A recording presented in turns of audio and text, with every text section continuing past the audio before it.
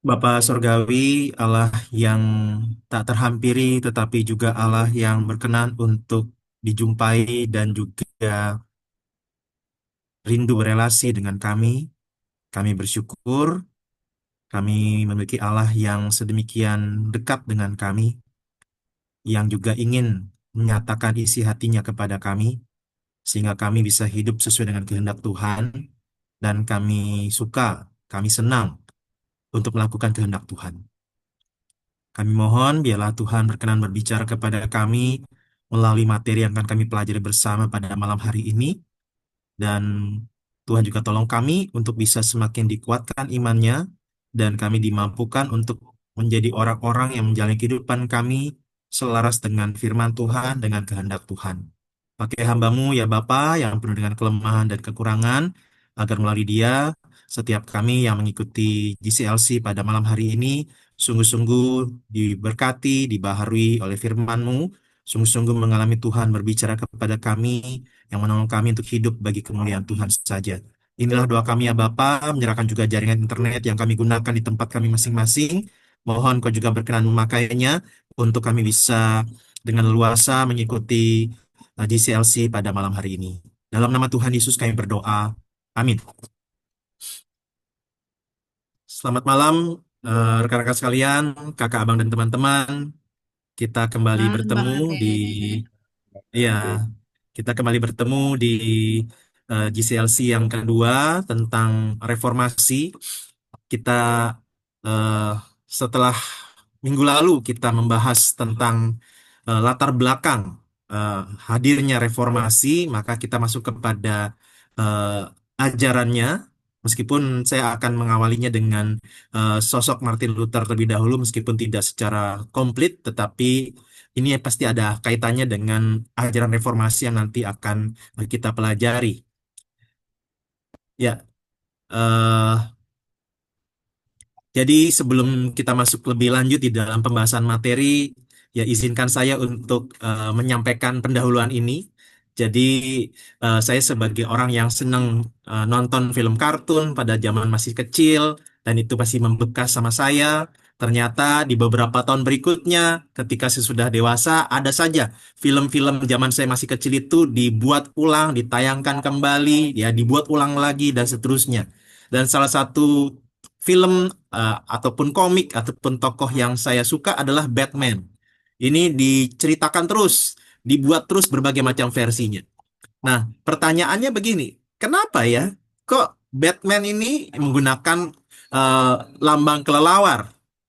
Meskipun ini kemudian menjadi sebuah teka-teki iseng jokes bapak-bapak, alias kenapa ya kok Batman pakai lambang kelelawar bukan pakai huruf B? Superman pakai huruf S. Kenapa Batman bukan pakai huruf B? Nah, katanya jawabannya adalah huruf B-nya udah dipakai sama Bobo. Nah, Bobo itu kelinci yang dulu jadi majalah anak-anak ya, untuk pendidikan anak-anak. Nah, tapi juga namanya jokes bapak-bapak ini mungkin buat rekan-rekan kurang nyambung. Nah, tapi pertanyaannya tetap sama. Kenapa ya Batman ini menggunakan lambang kelelawar? Apakah memang dia punya kekuatan kelelawar? Atau, nah ternyata rekan-rekan, sahnya bahwa waktu tokoh ini yaitu Bruce Wayne di dalam komik tersebut, waktu dia kecil, dia ini punya rasa takut yang luar biasa terhadap kelelawar. Sehingga ketika dia kemudian bertransformasi menjadi seorang pembasmi kejahatan, maka Bruce Wayne ini memakai simbol kelelawar karena terinspirasi dari rasa takutnya terhadap kelelawar tersebut ketika dia masih kecil. Sehingga dengan demikian dia memutuskan untuk mengubah ketakutannya menjadi senjata dia. Alias dia menggunakan kelelawar untuk menanamkan rasa takut pada para penjahat di kota Gotham di komik tersebut. Jadi artinya ada sebuah peristiwa yang membekas dalam diri dia, dalam hidupnya, dan itu menjadi sebuah kenangan yang membuat dia menjalani ataupun tanda kutip menekuni panggilan dia sebagai pembasmi kejahatan. Nah, rekan-rekan sekalian, demikian juga ketika terjadi reformasi gereja pada tanggal 31 Oktober 1517, maka ya kita melihat bahwa ini dipelopori oleh seorang bernama Martin Luther, dan nanti beberapa waktu kemudian ada yang lain seperti John Calvin ya, atau Jean Calvin, dan juga nanti Ulrich Zwingli dan lain sebagainya. Tetapi salah satu yang menarik adalah bahwa demikian juga Martin Luther, dia punya pengalaman-pengalaman yang membekas dalam hidup dia, dan itu akhirnya dipakai Tuhan untuk menuntun dia menjadi seorang reformator. Nah, jadi rekan-rekan sekalian, sekilas tentang Martin Luther, menambahkan yang sudah saya sempat sampaikan di minggu lalu, bagaimana dia menjalani masa-masa studinya di Universitas Erfurt pada tahun 1501. Dia belajar liberal arts, ya kadang-kadang agak sulit juga kalau kita di Indonesia terjemahkan, seolah-olah jawabannya adalah seni liberal, seni bebas. Tapi itu sebenarnya intinya adalah eh, pelajaran ataupun bidang-bidang studi yang bisa dipelajari oleh orang yang bebas, bukan budak. Nah, kemudian dia lulus dengan gelar Bachelor of Art pada tahun 1502, dan kemudian Master of Art pada tahun 1505. Nah, tetapi ada sebuah peristiwa yang menarik ketika di tahun 1505 itu. Jadi, ketika pada tahun tersebut, tahun 1505, dalam perjalanan pulangnya Martin Luther ini, dia kemudian terjebak badai. Ketika ada petir dan badai pada waktu itu yang dia alami, dia begitu ketakutan sehingga akhirnya dia ya berseru di dalam iman dia pada waktu itu sebagai seorang Katolik ya. Dia berdoa, "Tolong aku, Santa Ana, aku akan menjadi biarawan." Jadi seolah-olah kalau dia diluputkan dari bencana dan musibah ini, maka dia berjanji dia akan jadi biarawan. Dan menariknya dari doa ini, ternyata dia berdoa kepada Santa Ana, bukan kepada Tuhan Yesus. Nah, jadi di sini kita melihat bagaimana ada hal-hal yang menjadi latar belakang konsep iman dan teologi yang dimiliki oleh Martin Luther. Sehingga akhirnya pada tanggal 17 Juli 1505, ia menepati komitmennya ataupun genazarnya ataupun janjinya dengan masuk Ordo Agustinian di Erfurt. Nah, jadi ini menjadi sebuah pengalaman iman dia yang tanda kutip menjerumuskan dia ke bidang kerohanian, meskipun mungkin dia sempat menyesali juga keputusan tersebut. Nah, tapi kemudian akhirnya 1508 sampai tahun 1512 dia belajar teologi, dan akhirnya dia mendapatkan gelar teologi. Nah, yang menariknya di masa-masa dia ketika belajar teologi itu, dia mulai mengajar juga dan akhirnya menjadi doktor. Nah, tetapi memang di masa-masa studinya itu dia melakukan kunjungan ke Roma. Nah, pada waktu itu dia juga membawa konsep indulgensia, bahwa dia pingin juga untuk dibersihkan dari dosa, dia tidak ingin untuk dia nantinya mengalami siksaan yang panjang ataupun pembakaran yang lama di purgatori. Dia juga tidak ingin untuk familinya nanti yang sudah meninggal itu mengalami hal yang sama. Nah, jadi pada waktu itu dia ke kota Roma. Nah, dia mendaki eh, sebuah tempat, yaitu beberapa anak tangga ini yang namanya Scala Sancta, atau dalam bahasa Indonesianya tangga suci. Di dalam bagian ini, jadi di gereja di Roma itu ada yang namanya Scala Sancta atau tangga suci. Di situ disebutkan bahwa ada 28 anak tangga marmer yang eh, perlu untuk dijalani untuk bisa mendapatkan penghapusan atas dosa. Jadi ini konsep yang dimiliki oleh Martin Luther yang disebarkan oleh gereja pada waktu itu. Jadi tujuannya adalah nanti untuk mendapatkan indulgensi itu, surat penghapusan hutang dosa, atau ya penghapusan atas hutang-hutang dosa. Jadi barang siapa yang bisa menaiki anak tangga ini, dia akan dapat indulgensi itu. Jadi setiap anak tangga itu dia akan berdoa, naik anak tangga yang satu lagi, berdoa lagi, naik anak tangga yang satu lagi, berdoa lagi. Nah, jadi ketika Martin Luther merasa dia begitu berdosa, hatinya begitu dituduh oleh rasa bersalah, maka dia menjalani anak tangga ini dengan cara berlutut. Sehingga kita bisa bayangkan kalau satu dua anak tangga saja mungkin masih bisa kita tahan. Ini sampai 28 anak tangga marmer yang dia naiki menggunakan lututnya, sehingga bisa dibayangkan betapa sakitnya hal yang dia jalani itu. Tetapi itu seperti sebuah cara yang dia pilih agar dia bisa merasa lega dari rasa bersalahnya, merasa dihapuskan segala dosanya. Nah, memang konon katanya kenapa tangga ini disebut tangga suci? Karena menurut tradisi ya, nah ini memang tradisi pada waktu itu. Nanti kita akan melanjut kepada poin yang tentang lima sola, ada kaitannya. Jadi ada berbagai macam tradisi yang beredar pada waktu itu di dalam kalangan kekristenan atau gereja pada waktu itu.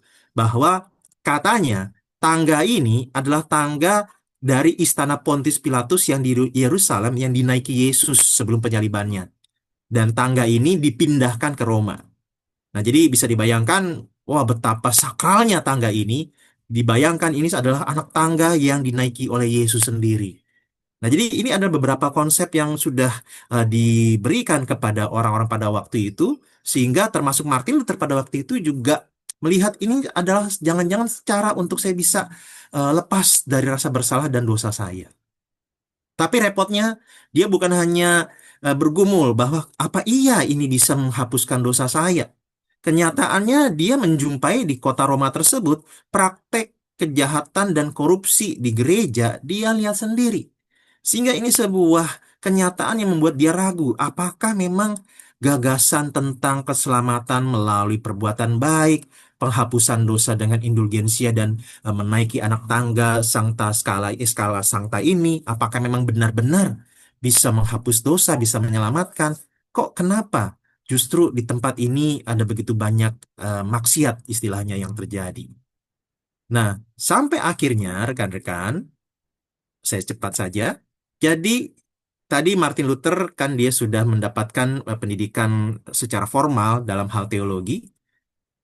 Nah, Martin Luther di dalam masa-masa pergumulan tersebut mengalami perubahan teologis yang signifikan dan tanda kutip dianggap sebagai pertobatannya. Ketika sekitar tahun 1515-an, waktu dia mengajar di Wittenberg, dia mempelajari kitab Roma. Nah, di situ kemudian, di tengah-tengah pencariannya terhadap jalan keselamatan, pembenaran atas dosa, maksudnya dia dibenarkan dari dosa, dia menemukan ini.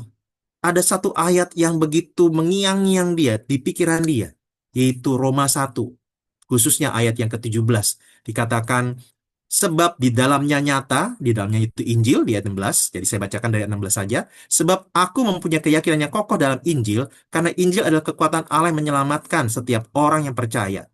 Pertama-tama orang Yahudi, tetapi juga orang Yunani. Sebab di dalamnya nyata kebenaran Allah yang bertolak dari iman dan memimpin kepada iman.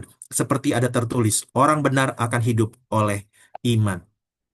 Di dalam bagian ini, Luther mulai memahami ada kebenaran Allah melalui Roma 1:17 ini. Ini bukanlah kebenaran yang harus Luther penuhi, Luther jalani, bahkan Luther miliki. Ini kebenaran Allah. Jadi kebenaran yang adalah miliknya Allah, kebenaran yang dari Allah. Sehingga kalau manusia bisa memiliki hidup yang benar, itu bukan karena manusianya, tetapi karena ini kebenaran pasif, yaitu kebenaran yang dianugerahkan Allah kepada manusia melalui iman. Sehingga Martin Luther menyebut ini sebagai kebenaran yang asing. Dalam artian bukan sesuatu hal yang aneh, melainkan sesuatu yang dari luar diri. Ini bukan bicara tentang upaya dia. Ini adalah pemberian Allah. Ini adalah kebenaran miliknya Allah. Nah, inilah yang menjadi momentum yang mengubah hidup dia, sehingga ya singkat cerita akhirnya dia ketika semakin geram dengan praktek penjualan indulgensia ini, akhirnya dia memakukan 95 tesisnya di pintu gereja Wittenberg. Nah, jadi rekan-rekan sekalian, kita bisa melihat di sini, di dalam perjalanan imannya, akhirnya dia sampai kepada sebuah kesimpulan bahwa manusia itu bisa hidup karena ada kebenaran Allah. Dan itu, kebenaran itu bisa diterima dengan iman.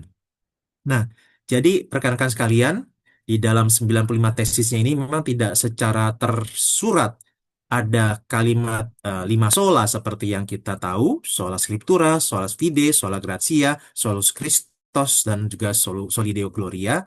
Tetapi khususnya tiga sola yang pertama, itu sola scriptura, sola fide, dan sola gratia itu secara implisit, secara tidak langsung ada di dalam 95 tesis ini. Meskipun sebenarnya 95 tesis ini lebih fokus untuk mengkritisi praktek penjualan indulgensia. Nah, jadi kita masuk kepada sola yang pertama, yaitu sola scriptura. Sola scriptura atau hanya Alkitab, ini perlu kita mengerti bukan maksudnya gereja pada waktu itu tidak menerima kebenaran Alkitab, tidak setuju dengan Alkitab, tetapi yang kita perlu tahu bahwa di satu sisi memang gereja Katolik Roma pada waktu itu tidak menyangkali inspirasi Alkitab, bahwa Alkitab berasal dari Allah, tidak menyangkali ketidakbersalahan Alkitab, bahwa Alkitab ini punya kelemahan, punya kesalahan, dan lain-lain. Tidak. Gereja Katolik Roma tidak menyangkali itu, tetapi permasalahan yang terjadi adalah bahwa gereja perlahan-lahan menjadikan tradisi kekristenan, ketetapan gereja, dan ketetapan paus sebagai otoritas final dalam hal iman dan kehidupan sehari-hari. Sehingga ambil contoh seperti tadi yang sudah sempat kita lihat, waktu ada yang namanya skala sancta, di situ sebagai sebuah eh, bentuk bangunan yang merupakan sebuah tradisi bahwa itu anak tangga yang adalah dari istana Pontius Pilatus, di mana tangga itu tangga yang pernah dijalani atau dinaiki oleh Yesus Kristus. Nah, itu salah satu contoh bagaimana ada tradisi-tradisi yang kemudian diberlakukan kepada umat, dan akhirnya benar atau tidaknya kita nggak tahu. Sehingga ada sumber-sumber kebenaran yang dianggap setara dengan Alkitab, dan itu mengatur kehidupan beriman dan kehidupan sehari-hari umat pada waktu itu. Dan yang repotnya lagi, umat semakin ya bisa dikatakan dibodohi karena akses kepada Alkitab juga itu terbatas. Hanya untuk para rohaniwan, dan apalagi ya dengan bahasa Latin, sehingga lebih sulit lagi untuk dipahami oleh orang awam. Jadi orang harus belajar bahasa Latin dulu baru bisa mengerti Alkitab, tidak dalam bahasa eh, mereka masing-masing ataupun bahasa dari bangsa dan negara masing-masing. Nah, jadi ini tantangannya. Sehingga kalau kita perlu kembali kepada Alkitab, maka kita lihat bahwa di dalam 2 Timotius 3 ayat 16 dan 17 dikatakan, segala tulisan yang diilhamkan Allah memang bermanfaat untuk mengajar, untuk menyatakan kesalahan, untuk memperbaiki kelakuan, dan untuk mendidik orang dalam kebenaran. Dengan demikian, tiap-tiap manusia kepunyaan Allah diperlengkapi untuk setiap perbuatan baik. Jadi rekan-rekan sekalian, di dalam bagian ini kita bisa melihat bahwa kalimat segala tulisan yang diilhamkan Allah memang dalam terjemahan yang baru lebih membantu, yaitu segala tulisan yang ada dalam kitab suci itu diilhamkan Allah. Jadi ini yang menjadi sebuah penekanannya bahwa Alkitab itu berbeda dengan tulisan-tulisan yang lain. Alkitab berbeda dengan buku-buku kitab-kitab yang lain. Di satu sisi memang ketika dikatakan segala tulisan, ini adalah ada manusia-manusia yang dipakai Allah untuk menulis. Ada rasul, ya memang dalam 2 Timotius 3 ini Alkitab belum utuh perjanjian lama dan baru, melainkan baru ada perjanjian lama. Tetapi ketika ada orang-orang seperti Daud atau Salomo ataupun Samuel atau Nehemia, Yeremia yang menuliskan kitab-kitabnya, itu bukan sembarangan yang mereka tuliskan, tetapi mereka adalah orang-orang yang diilhamkan oleh Allah untuk menulis. Sehingga kualitas karakteristik Alkitab itu berbeda dengan tulisan-tulisan manusia pada umumnya. Ini firman Allah, sehingga derajatnya, otoritasnya di atas dari yang lain. Nah, tetapi memang rekan-rekan, kalau kita langsung kaitkan kepada kondisi kita di masa sekarang, kadang-kadang mungkin kita menemukan ada hal-hal yang membingungkan atau mungkin menyaksikan tentang Alkitab. Entah mungkin ada penemuan-penemuan tertentu di dalam sains, baik itu natural science ataupun social science, yang membuat seolah-olah oh, Alkitab ini banyak kesalahannya.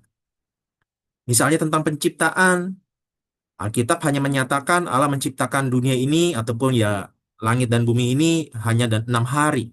Tapi dalam penemuan fisika misalnya berdasarkan atom karbon, ternyata usia bumi itu udah jutaan tahun. Nah, kalau gitu yang mana yang benar? Nah, jadi rekan-rekan sekalian, kita perlu menyikapi hal ini dengan melihat bahwa Allah mewahyukan kepada manusia melalui dua jalur, General Revelation dan Special Revelation. Pewahyuan yang umum dan pewahyuan yang khusus. Jadi, melalui pewahyuan yang umum, orang bisa mengenal Allah. Orang tahu adanya Allah. Ya, kalau saya sebutkan yaitu Allah menyatakan dirinya dengan dua buku, dua kitab. Ini saya kalau nggak salah ngambil dari Van Til ya. Book of Nature. Jadi, kitab alam. Jadi melalui alam kita bisa mengetahui Allah, kita bisa mengenal sedikitnya jejak-jejak Allah. Baik itu melalui keciptaan ataupun juga melalui hati nurani. Nah, tetapi memang untuk kita bisa mengenal Allah lebih jelas, lebih dalam, kita tidak bisa mengandalkan anugerah umum saja. Kita juga memerlukan anugerah khusus yang disebut sebagai Book of Scripture, firman. Baik itu firman hidup yaitu Kristus dan juga firman Tuhan yang tertulis yaitu Alkitab. Nah, tapi ketika tadi kita menemukan seolah-olah kok ada pertentangan, Alkitab kita sepertinya banyak kesalahannya, tidak sesuai dengan penemuan-penemuan mutakhir baik secara natural science ataupun social science. Nah, rekan-rekan kita perlu melihat bagian ini bahwa sains itu adalah upaya manusia untuk mengerti tentang Book of Nature. Dan teologi adalah upaya manusia untuk mengerti Book of Scripture. Sehingga kalau kita menemukan sepertinya ada pertentangan, itu bukan pertentangan antara sains dengan Book of Scripture.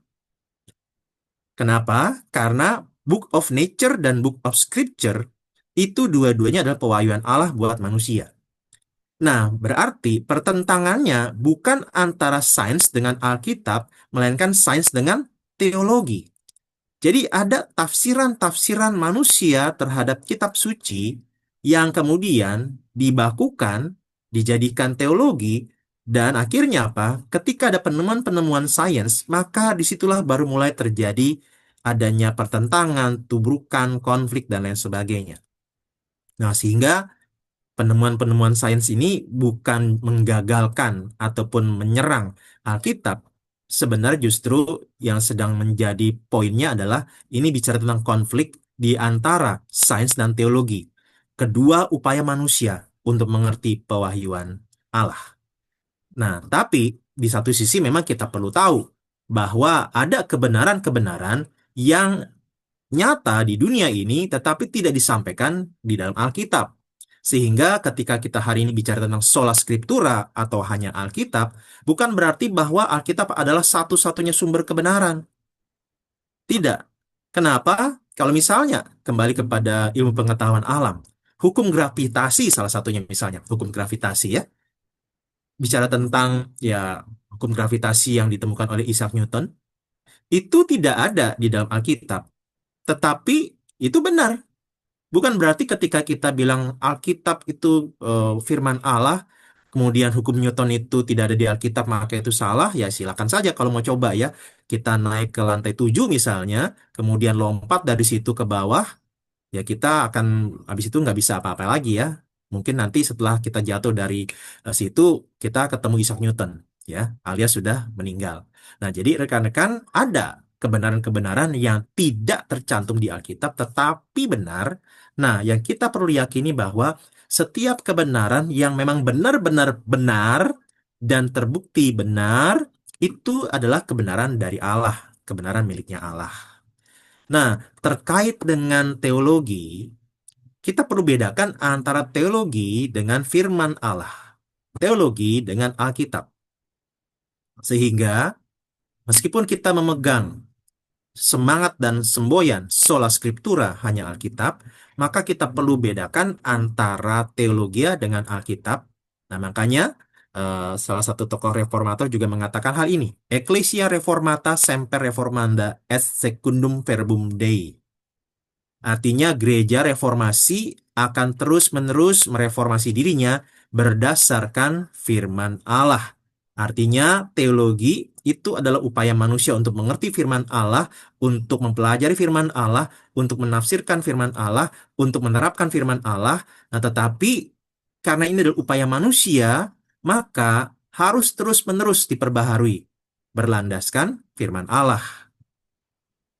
Jadi kiranya ini yang menolong kita untuk bisa tetap terbuka dengan berbagai tafsiran teologi dan kita tidak menjadi orang yang sangat kaku, kecuali dalam hal-hal tertentu yang nanti kita akan pelajari lebih lanjut di dalam empat sola yang berikutnya.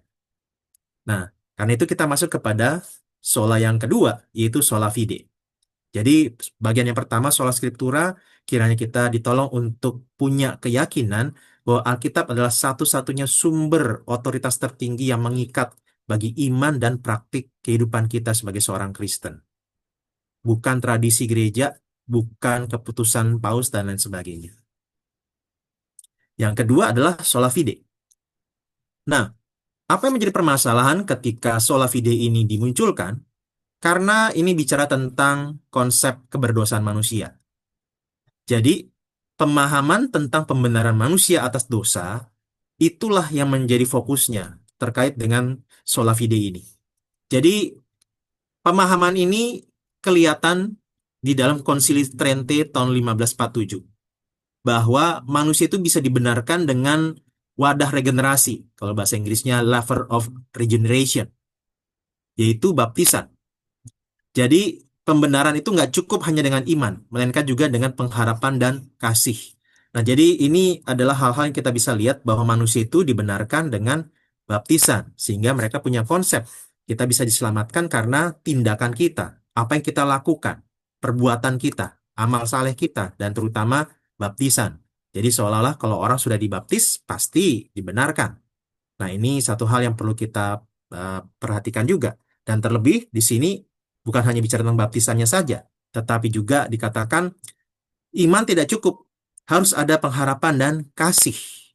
Nah, ini perlu kita lihat bahwa kalau dalam Roma pasal 3 ayat 9 sampai 12 dikatakan, jadi bagaimana? Adakah kita mempunyai kelebihan daripada orang lain? Sama sekali tidak. Sebab di atas telah kita tuduh baik orang Yahudi maupun orang Yunani bahwa mereka semua ada di bawah kuasa dosa. Seperti ada tertulis, tidak ada yang benar, seorang pun tidak. Tidak ada seorang pun yang berakal budi. Tidak ada seorang pun yang mencari Allah. Semua orang telah menyeleweng. Mereka semua tidak berguna, tidak ada yang berbuat baik, seorang pun tidak. Jadi, dalam hal ini, gereja pada waktu itu mengajarkan bahwa keselamatan pembenaran itu bisa diperoleh melalui kombinasi antara iman dan perbuatan baik. Entah itu ritual gereja, pengakuan dosa di bilik pengakuan dosa, dan juga khususnya pembelian surat indulgensia. Nah, jadi rekan-rekan inilah tantangannya. Nah, ayat ini justru kiranya bisa menjadi pegangan buat kita.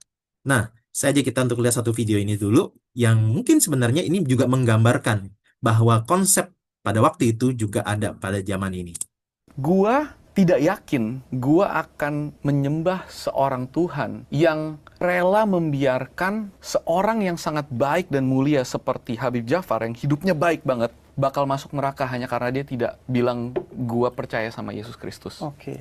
Nah, jadi rekan-rekan bisa dibayangkan ya, apakah eh, pastor ini, Brian Siawarta ini bicara hal tersebut karena ada di acaranya si Habib? Ya, saya nggak tahu juga. Atau jangan itu memang menjadi konsep teologianya dia? Kita nggak tahu juga. Yang kita bisa simpulkan, ya itulah apa yang dia katakan. Jadi berarti justru dalam hal ini, Pastor Brian ini punya satu pandangan tertentu tentang manusia. Bahwa kalau manusia itu hidupnya baik banget dan mulia, mau itu Habib ini kah, mau yang lain, maka dia punya konsep bahwa orang ini pasti dibenarkan oleh perbuatannya. Sehingga dia bilang dia nggak yakin akan menyembah Tuhan yang tega membiarkan orang yang baik banget dan mulia seperti orang ini akan masuk neraka hanya karena menolak Yesus. Nah, jadi rekan-rekan, ini konsep yang sebenarnya akan kita preteli ya melalui poin yang kedua ini. Nah, tadi dikatakan semua manusia berada di bawah kekuasaan dosa. Di ayat 12 dikatakan semua orang telah menyeleweng, mereka semua tidak berguna, tidak ada yang berbuat baik, seorang pun tidak. Nah, yang menjadi pertanyaan, apa iya tidak ada yang berbuat baik, seorang pun tidak? Bukankah ada orang-orang yang perbuatannya sangat baik? Bukankah ada orang-orang yang sangat mengasihi, dermawan? Dan kalaupun bicara tentang orang-orang yang sudah, bukankah ada orang-orang tertentu yang mungkin kesalahannya sederhana, kesalahannya tidak terlalu fatal, secara konsekuensi sosial tidak terlalu buruk. Nah, iya bisa jadi begitu. Tapi kita perlu lihat misalnya begini ya. Misalnya ada gedung-gedung seperti yang tampil di ini di samping kiri. Di situ ada berbagai macam gedung dan gedung tertingginya adalah Menara BNI. Kita bisa bayangkan kalau rumah kita dibandingkan dengan Menara BNI, ya jauh lebih tinggi Menara BNI. Rumah kita sangat kecil. Jadi memang ada banyak perbedaan. Ada gedung yang sangat tinggi, ada rumah yang sangat kecil, sangat pendek. Nah, tetapi kalau kita lihat gedung-gedung tersebut dari bulan misalnya, maka jangan-jangan semuanya nggak kelihatan. Atau kalaupun kelihatan hanya mungkin titik-titik kecil saja. Jadi artinya, waktu dibilang ada orang tertentu yang lebih baik, lebih benar, ada orang-orang tertentu yang lebih parah, lebih jahat, lebih berdosa, tergantung sudut pandangnya. Mungkin kita lihat, iya, ada orang-orang yang punya tingkatan tertentu, kebaikannya, tingkatan tertentu, kejahatan dan dosanya. Sehingga yang satu mungkin dianggap bisa lebih benar, yang satu dianggap lebih tidak benar, memang pantas dihukum. Tetapi kalau misalnya kita lihat dari sudut pandang tertentu yang lain, atau kalau ini kita lihat dari sudut pandang Allah, maka Allah pasti akan melihat semua orang berdosa. Semua orang sama-sama berdosa. Nggak ada yang nggak berdosa. Nah, jadi dalam hal ini kita perlu punya konsep yang lebih utuh tentang apa itu dosa. Nah, kalaupun kita masih menolak hal itu, kita perlu kembali kepada semangatnya tadi ya, si pastor itu, bahwa ada orang yang baik banget, masa sih akan di neraka gara-gara tidak menerima Yesus sebagai Tuhan dan Juru Selamat. Nah, rekan-rekan, kita perlu lihat ini, konsep timbangan dosa dan kebaikan. Bahwa kita harus dengan kebaikan-kebaikan yang kita buat, maka kita harusnya ya diberikan upah eh, keselamatan, pembenaran. Nah, jadi memang ada orang yang dianggap sangat baik, tetapi tidak diperiksa hal-hal jahat dari dirinya secara perbuatan, perkataan, dan pikiran. Artinya apa? Misalnya, kalau ada orang-orang yang kelihatan di publik sebagai orang yang baik banget dan mulia, apakah dia memang setiap hari baik banget dan mulia? Tidakkah ada hal-hal yang jahat dari dirinya juga? Baik dari segi perbuatan, ataupun kata-kata dia, kalaupun kata-kata kotor tidak keluar, tapi kata-kata yang sinis, yang menyindir, yang menyerang. Belum lagi bicara tentang pikiran, pikiran-pikiran jahat, pikiran-pikiran porno, pikiran-pikiran kotor. Nah, sehingga kalau kita bilang, masa sih orang yang baik banget dan mulia tidak diberikan upah pembenaran dan keselamatan? Kita harus bertanya juga, kalau kebaikannya dikasih imbalan, kenapa kejahatannya tidak diberi ganjaran? Harusnya kejahatannya juga harus diberikan ganjaran. Nah, itu namanya adil. Sehingga kalau bicara tentang ada orang yang baik banget dan mulia, diberikan imbalan yaitu kebaikan, ya kita harus juga punya keadilan bahwa orang ini pasti ada kejahatannya. Nah, dia juga harus diberi ganjaran, hukuman. Nah, sehingga konsep timbangan dosa dan kebaikan itu gagal total. Dan inilah konsep yang salah dari Berian tadi. Nggak bisa konsep itu dipakai. Nah, kembali, semua manusia berada di bawah kekuasaan dosa itu klaim firman Tuhan. Nah, di ayat 11, salah satu buktinya. Tidak ada seorang pun yang berakal budi, tidak ada seorang pun yang mencari Allah. Pertanyaannya, bukankah ada orang-orang yang memang rajin beribadah dan menyembah Allah? Nah, tapi pertanyaannya, apakah memang benar mereka sedang mencari Allah, ataukah mereka sedang mencari proyeksi diri mereka sendiri, untuk bisa membahagiakan mereka, menenangkan mereka, membuat mereka tidak merasa takut, dan lain sebagainya. Jangan-jangan mereka sedang membentuk Allah yang bisa menyenangkan hati mereka. Mereka sedang mencari Allah yang bisa diperalat. Nah, jadi rekan-rekan, justru di sini dikatakan bahwa kalau eh, seorang bayi itu seperti kertas putih, tergantung maksudnya apa. Kalau kertas putih alias dia tidak pernah atau dia masih banyak hal yang dia belum tahu, maka kita perlu menuliskan berbagai hikmat bijaksana, nasihat-nasihat, petunjuk-petunjuk hidup buat dia. Nah, itu mungkin masih bisa diterima. Tetapi kalau seorang bayi itu seperti kertas putih, dalam artian dia masih bersih, suci, belum berdosa, maka salah. Bahkan anak kecil pun bisa tanpa diajari melakukan kesalahan, melakukan pelanggaran, berbohong, dan lain sebagainya. Bahkan saya ingat ketika dulu saya dalam perjalanan eh, menuju ke angkutan umum, di pinggir jalan saya melihat ada sebuah mobil diparkir, di sebelahnya ada rumah, kemungkinan ya berarti rumah dari eh, orang-orang yang ada di mobil di parkiran tersebut. Nah, di bangku sopir ada seorang bapak, di bangku penumpang di samping sopir ada seorang anak kecil. Nah, kemudian ada anak kecil lain yang pingin masuk ke kursi penumpang di samping sopir.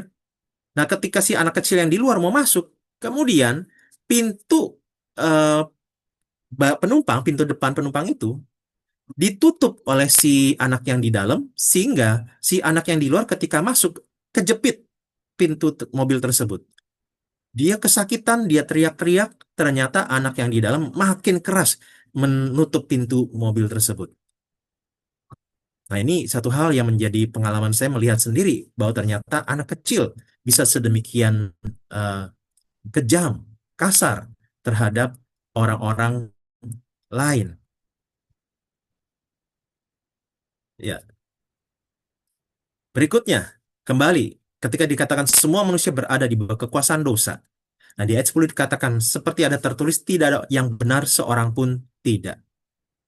Jadi ini bukan hanya bicara tentang perbuatannya, tetapi bicara tentang jati dirinya, statusnya. Tidak ada yang benar. Jadi semuanya berdosa. Nah, jadi rekan-rekan sekalian, kalau kita kembali kepada klaim tadi, iman plus perbuatan, maka Matius 5 ayat 48 mengatakan, haruslah kamu sempurna sama seperti Bapamu yang di sorga adalah sempurna. Jadi kebaikan kita harus bisa mencapai standarnya Allah yang sempurna. Maka kalau itu yang menjadi standarnya, kita nggak akan bisa, kita nggak akan mampu. Setiap manusia nggak bisa bebas dari dosanya. Manusia nggak bisa menutupi dosanya dengan kebaikannya. Karena kebaikannya sudah tercemar oleh dosa juga. Ataupun kalaupun tidak tercemar oleh dosa, kebaikannya tidak sempurna. Dan apalagi konteks Matius 5 ayat 48 itu bicara tentang kasih di ayat-ayat sebelumnya. Kasih kamu tuh harus sempurna seperti Bapa. Dia mengasihi semua orang, memberikan sinar matahari untuk orang yang baik dan yang jahat, curahan hujan untuk orang yang baik dan yang jahat. Nah, kamu bisa nggak kayak begitu? Kasihmu tuh harus sempurna seperti Bapa. Nah, berarti kita nggak akan sanggup. Nah, karena kita nggak sanggup, nggak mungkin kita bisa menyelamatkan diri kita dengan perbuatan kita. Menambahkan perbuatan baik kita kepada iman untuk kita bisa diselamatkan. Nah, makanya Efesus 2 ayat 8 dan 9 mengatakan, sebab karena kasih karunia, kamu diselamatkan oleh iman. Itu bukan hasil usahamu, tetapi pemberian Allah. Jadi kita diselamatkan oleh iman, bukan hasil usaha, bukan hasil pekerjaan, atau perbuatan baik dan amal saleh kita di dalam beribadah, semata-mata iman kepada janji firman Tuhan. Nah, kalau tadi bicara tentang oleh kasih karunia, maka kita masuk kepada sola yang ketiga, yaitu sola gratia. Hanya anugerah, hanya kasih karunia. Nah, konsepnya masih nyambung kepada bagian tadi, bahwa manusia bisa bekerja sama dengan Allah agar manusia dapat diselamatkan. Nah, ini berlandaskan pemahaman tentang kondisi manusia yang berdosa itu.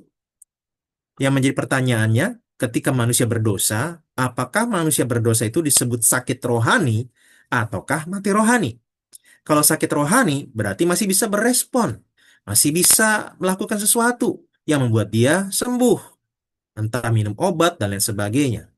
Nah, atau manusia berdosa ini adalah makhluk yang mati rohani. Nah, inilah yang akan menentukan apakah keselamatan dan pembenaran yang kita bisa terima itu karena iman plus perbuatan baik atau hanya iman saja terhadap anugerah Tuhan. Dan ketika kita beriman pun itu karena anugerah Tuhan juga. Nah, kita meyakini berdasarkan firman Allah, kalau kita kembali kepada sola scriptura, kita meyakini Efesus 2 sebagai firman Allah, kebenarannya nyata, kekal, tidak berubah, sebagai otoritas tertinggi.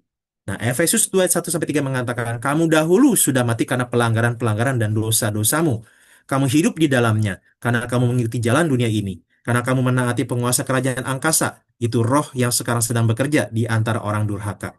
Sebenarnya dahulu kami semua juga terhitung di antara mereka ketika kami hidup di dalam hawa nafsu daging dan menuruti kehendak daging dan pikiran kami yang jahat.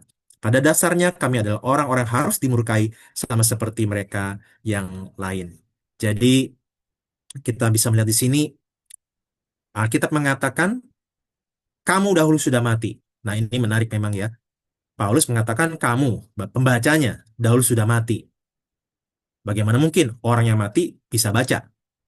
Nah, berarti waktu dikatakan kamu dahulu sudah mati, maksudnya adalah ini kondisi sebelumnya dari pembaca surat Efesus pada waktu itu, yaitu orang yang mati. Mati secara apa? Mati secara rohani. Nah, orang yang mati rohani karena dosa dan pelanggaran, meskipun dia hidup secara jasmani, tetapi dikungkung, diperbudak oleh jalan dunia, oleh iblis, dan oleh hawa nafsu daging. Dan ini bukan hanya si pembaca, tetapi kalau kita lihat di ayat 3 kalimat terakhir, pada dasarnya kami. Kalau ayat 3, sebenarnya dahulu kami juga terhitung di antara mereka. Jadi ada kamu, kami, mereka. Jadi kembali kalau mengaitkan dengan sola fide, maka setiap kita semua, kamu, kami, mereka, kita semua sudah berdosa, kita semua mati secara rohani. Nah, sehingga kalau bicara tentang perbuatan atau apa yang pantas bagi kita, Roma 6 ayat 23 mengatakan, sebab upah dosa ialah maut. Jadi yang pantas diterima oleh dosa, manusia yang berdosa, manusia yang melakukan dosa adalah maut. Upah, ibaratnya seorang yang bekerja mendapatkan upah. Berarti orang yang bekerja mendapatkan haknya. Nah, haknya manusia berdosa adalah maut. Yang diterima sebagai ganjaran atas tindakannya, rewardnya dia, tanda kutip, meskipun itu sebenarnya punishment atau penghukuman, yaitu maut, kematian kekal, penghukuman kekal karena dosa dan kesalahan. Nah, tetapi ada pengharapan. Karunia Allah ialah hidup yang kekal dalam Kristus Yesus Tuhan kita. Jadi di sini hidup kekal yang kita bisa terima itu karena karunia. Karunia di sini pengertiannya adalah hadiah, gift, bukan reward. Kalau reward atau upah itu sesuatu yang pantas kita terima karena diri kita, karena kinerja kita. Tetapi karunia ini tidak bergantung kepada diri kita, tergantung kepada kinerja kita, tergantung kepada performa kita, tergantung kepada prestasi kita, tergantung kepada kegagalan kita. Karunia artinya hadiah. Hadiah yang tergantung dari si pemberi, bukan si penerima. Dan itulah hidup kekal. Itulah pembenaran. Itulah keselamatan. Allah berikan sebagai karunia, sebagai hadiah. Manusia tidak sanggup mendapatkannya, karena manusia yang pantas didapatkan adalah maut. Nah, jadi rekan-rekan di dalam bagian ini kita kembali diteguhkan bahwa kalau kita bisa diselamatkan, itu karena kasih karunia. Dan kalau kita bisa percaya kita bisa diselamatkan oleh iman, itu juga karena kasih karunia. Kasih karunia Allah, bukan kelayakan kita, bukan usaha dan upaya kita. Nah, dan itu kita bisa dapatkan di dalam Kristus. Kita masuk kepada yang keempat, yaitu solus Kristus. Apa yang menjadi permasalahan pada waktu itu? Permasalahannya bukannya meragukan pribadi Kristus, bahwa Kristus itu Allah saja, atau manusia saja, atau setengah Allah, setengah manusia. Tidak. Pada waktu itu, pribadi Kristus tidak diragukan. Yang menjadi permasalahannya adalah karya Kristus. Jadi, problemnya adalah not the person of Christ, but the work of Christ. Masalahnya adalah karya Kristusnya. Jadi gereja membuat anugerah Kristus itu dimediasi kepada umat dengan mekanisme yang dibuat para imam dan sistem sakramental. Ini ada typo ya. Nah, jadi rekan-rekan, gereja membuat umat Kristen pada waktu itu punya pemahaman bahwa karya Kristus itu bisa dinikmati oleh umat melalui media yang dibuat, diciptakan oleh eh, imam atau para rohaniwan waktu itu dengan sistem sakramental. Jadi gereja memediasi umat itu bahkan dari lahir sampai mati, bahkan sesudah kematian. Jadi ya sakramen baptisan dan seterusnya ya, bahkan sampai ya requiem segala macam. Jadi semua ranah kehidupan ini disakramenkan oleh gereja sehingga ada semacam konsep berpikir yang dibentuk di situ bahwa anugerah Kristus itu ya hanya bisa diterima melalui setiap media ini dan gerejalah yang menjadi pengantaranya.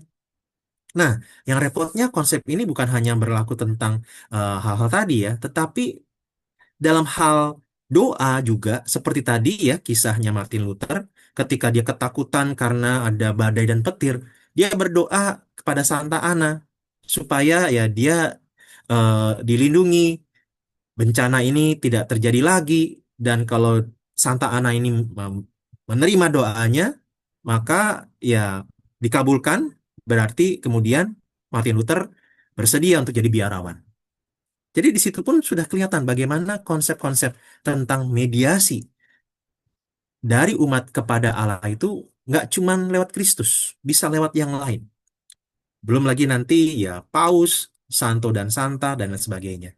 Justru kalau kita lihat di dalam 1 Timotius 2 ayat 5 dan 6, karena Allah itu esa, dan esa pula dia yang menjadi pengantara antara Allah dan manusia, yaitu manusia Kristus Yesus, yang telah menyerahkan dirinya sebagai tebusan bagi manusia, semua manusia, itu kesaksian pada waktu yang ditentukan.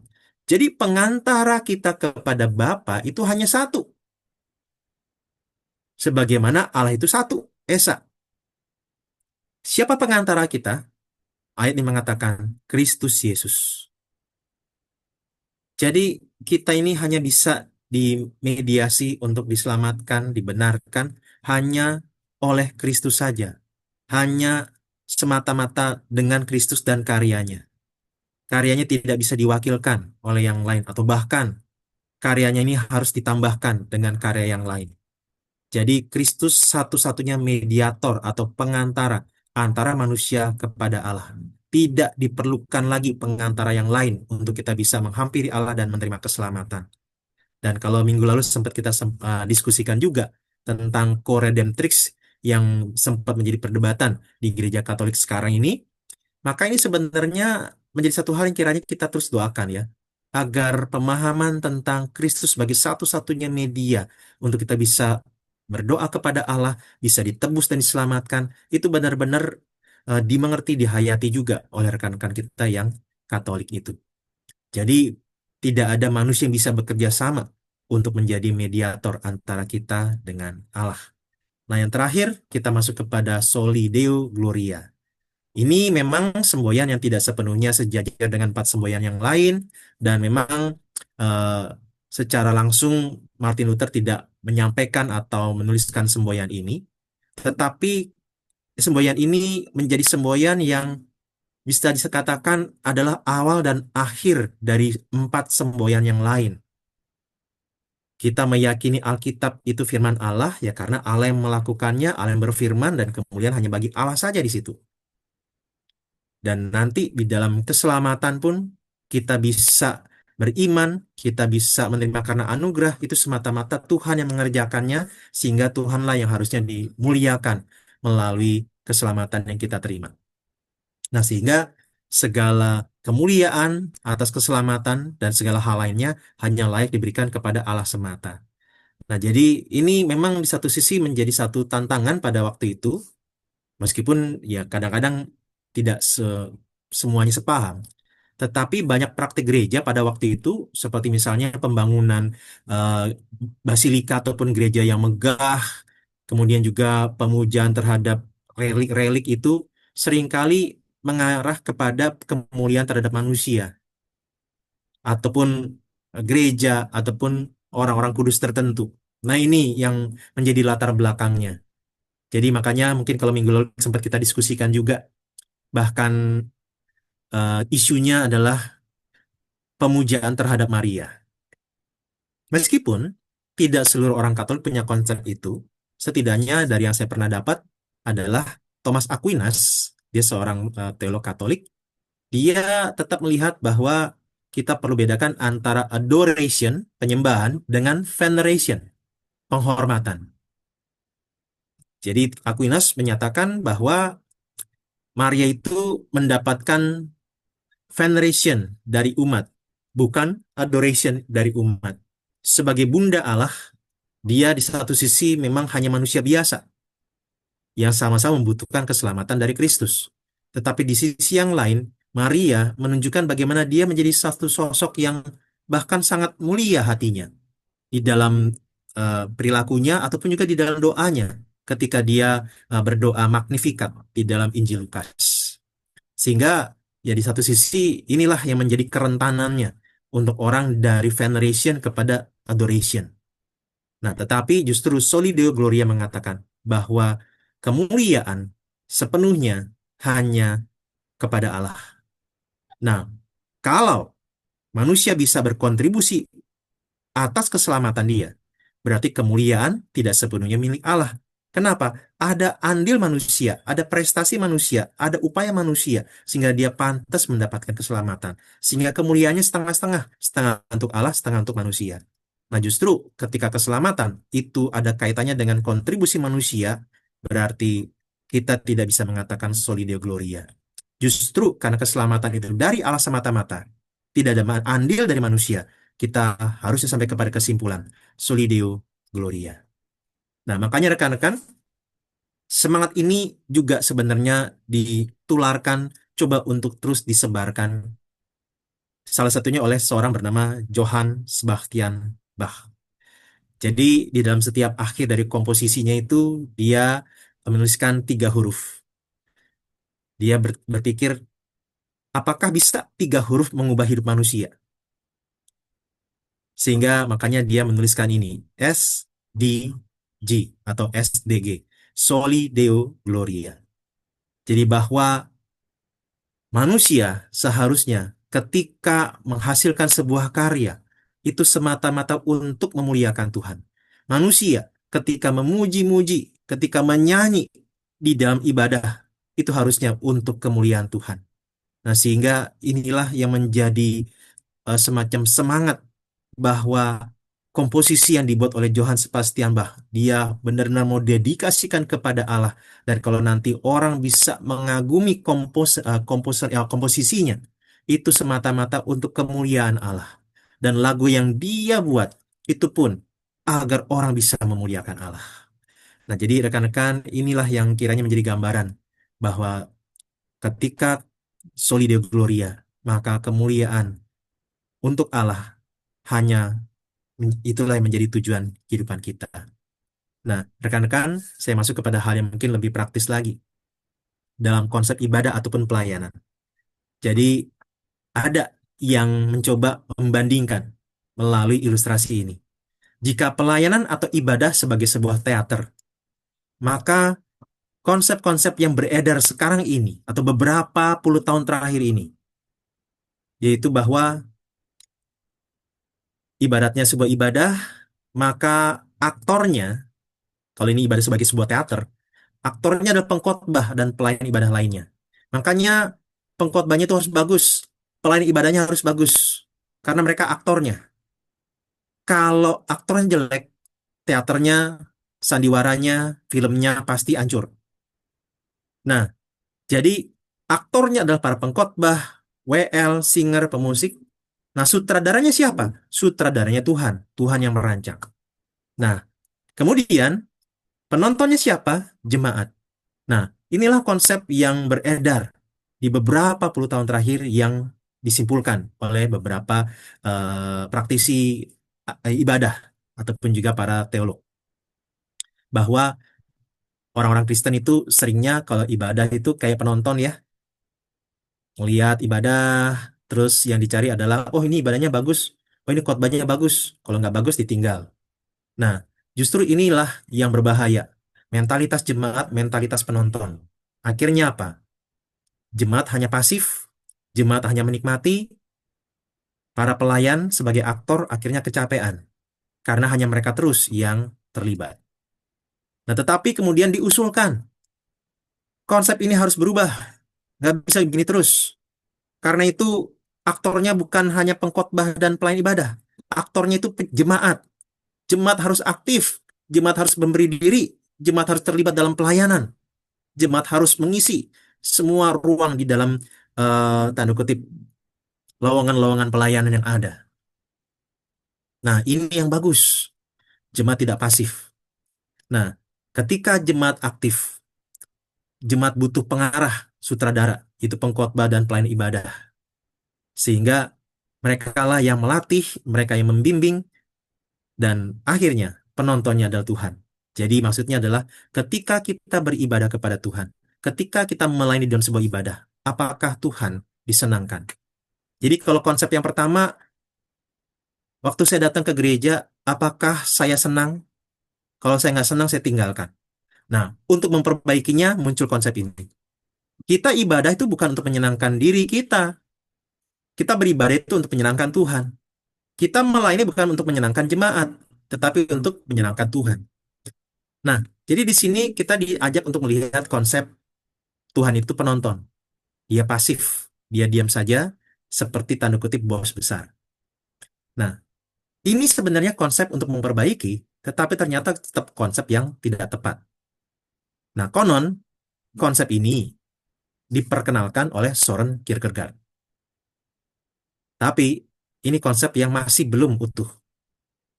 Kenapa? Justru, Roma 11 ayat 36 mengatakan, sebab segala sesuatu adalah dari Dia, dan oleh Dia, dan kepada Dia. Bagi Dialah kemuliaan sampai selama-lamanya. Artinya, kalau ibadah, pelayanan, itu seperti sebuah pentas, sebuah teater, sebuah film, maka aktornya Tuhan, sutradaranya Tuhan, penontonnya juga Tuhan.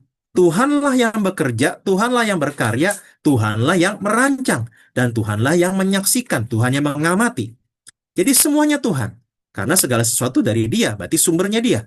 Segala sesuatu oleh Dia, berarti Dia yang melakukan. Segala sesuatu kepada Dia, berarti itu ujungnya untuk Dia. Nah, jadi ibadah, aktornya Tuhan, sutradaranya Tuhan, penontonnya Tuhan. Sehingga kita bisa bilang, bagi Tuhanlah kemuliaan sampai selama-lamanya. Nah, kalau ini yang kita pahami dan ini kita pegang, mungkin kita akan bertanya, terus buat apa ada saya? Buat apa kita melayani? Buat apa kita datang beribadah? Nah, rekan-rekan, di sini kita perlu tahu, ketika Tuhan menjadi aktornya, Tuhan jadi sutradaranya, Tuhan jadi penontonnya, kita adalah figuran. Kita adalah figurannya. Kita bukan yang utama. Kita bukan yang akan mencuri perhatian. Nah, jadi justru di sini ya nanti ini ada yang sudah nanya ya, tapi nggak apa-apa nanti kita akan bahas. Jadi rekan-rekan kita sampai poin ini dulu bahwa bukan kita yang jadi pusatnya, bukan kita yang menjadi utama. Kita itu adalah figuran. Tetapi yang menariknya kalau dalam film-film bahkan figuran-figuran pun, kru film pun namanya dicantumkan di akhir film-film yang sudah ditayangkan. Ada post credit scene yang disediakan di situ. Meskipun itu mungkin buat sebagian besar penonton tidak penting, tapi tetap dicantumkan. Artinya apa? Meskipun peran kita kecil di dalam sebuah film, tapi tetap mendapatkan tempat, tetap ada penghargaan, tetap dihargai. Jadi rekan-rekan sekalian, dalam hal ini justru yang menjadi pertanyaan buat kita. Ketika kita bukan menjadi utama, ketika perhatian bukan untuk kita hanya figuran. Pertanyaannya adalah, apa rahasianya untuk kita tetap bersedia jadi figuran, di mana bukan kita yang dipuji dimuliakan, bukan kita yang utama, tetapi Allah yang utama, Allah yang dipuji dan dimuliakan. Apa rahasianya yang membuat kita bersedia untuk tetap jadi figuran? You are what you love. Kita adalah apa yang kita cintai. Nah, teman-teman sekalian, justru dalam hal ini yang menjadi pertanyaan. Kalau kita cinta sama seseorang, ketika dia ditonjolkan, ketika dia mendapatkan penghormatan, seperti apakah sikap kita? Seperti apakah respon kita? Bukankah kita senang? Bukankah kita bangga? Bukankah kita bersyukur? Ketika misalnya orang tua kita mendapatkan penghargaan dari presiden misalnya, bukankah kita senang dan bangga? Berarti teman-teman sekalian, mungkin ini yang menjadi problemnya, mungkin juga menjadi sekaligus kuncinya. Cinta. Kita ingat baik-baik, Allah yang sedemikian mulia ini justru begitu mencintai kita. Dan tidakkah kita juga rindu untuk mencintai Dia? Kita tidakkah rindu untuk Dia dimuliakan? Tidakkah kita rindu untuk Dia begitu dihormati dan diagungkan? Nah, jadi rekan-rekan sekalian, yang melalui bagian ini, kiranya kita terus ditolong untuk menjadikan Allah sebagai yang terutama, yang dipuji dan dimuliakan, dan kita cinta, kita suka, kita senang ketika Allah dipuji dan dimuliakan. Nah, sebagai penutup dari materi ini, saya eh, menampilkan satu tokoh, ya bukan orang yang saleh secara Kristiani, tapi saya ajak kita untuk melihat satu bagian ini. Ada seorang pemain basket, ya dia sudah selesai eh, menjadi olahragawan ya, sudah pensiun. Namanya Allen Iverson. Di sini tercantum berbagai macam prestasi yang pernah dia ukir. Waktu dia kuliah, Big East Rookie of the Year NCAA, dan juga selanjutnya Big East Defensive Player of the Year NCAA. Ini juga untuk eh, penghargaan waktu dia masih kuliah di dalam basket. Kemudian ketika masuk bergabung sebagai eh, pemain basket NBA, National Basketball Association di Amerika, dia jadi Rookie of the Year, artinya pendatang baru terbaik. Kemudian ketika ada pertandingan All Star, maksudnya eh, para pendatang baru itu dikumpulkan jadi satu tim dengan satu tim ditandingkan, dia jadi yang terbaiknya, most valuable player. Dan kemudian juga berikutnya ya, tahun 2001 sampai 2005, begitu banyak prestasi yang dia miliki, yang dia dapat. Nah, tetapi menariknya, ketika dia pensiun dan dia mendapatkan penghargaan, kita akan lihat apa yang menjadi ungkapan hatinya di masa-masa dia bertanding di pertandingan basket NBA ini. You know, you want to be fast like Isaiah, and you want to shoot like Bird, you know, rebound like Barkley, pass like Magic, be dominant like Shaq. But man, I wanted to be like Mike. I remember the first time I played against him. I walked out on the court, and I looked at him. For the first time in my life, he don't really look real to me. And I'm sitting there and I'm saying, that's Mike. And I'm looking at him. I can't stop looking at him. Like, I'm looking at his shoes. And I'm like, man, he got on his ball. Like, I mean, it was Mike. It was my idol. It was my hero. Meskipun dalam pertandingan tersebut, Allen Iverson kalah melawan Michael Jordan, tapi dia begitu bangga bisa main satu lapangan dengan Michael Jordan. Kenapa? Karena Michael Jordan adalah idola dia, pahlawan dia. Meskipun dalam pertandingan tersebut dia kalah melawan timnya Michael Jordan, tapi dia tetap sukacita, dia tetap bangga karena dia bisa bermain satu lapangan dengan idolanya. Nah, rekan-rekan, mungkin ini menjadi satu cerminan juga buat kita. Seperti apakah Allah buat kita? Apakah dia idola kita? Apakah dia pahlawan kita? Sehingga ketika dia dipuji, dimuliakan, kita senang. Amin. Sekian materi saya. Saya selanjutnya serahkan kepada Ellen sebagai moderator.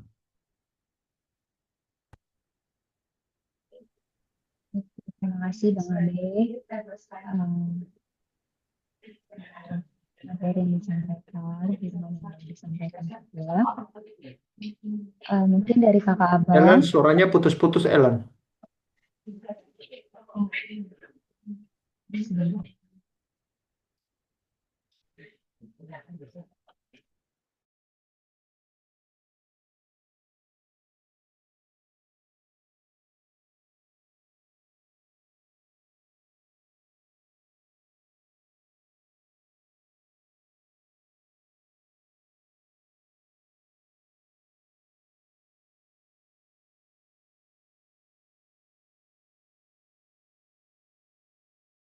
Oke, kalau sekarang sudah jelas, Kakak Abang?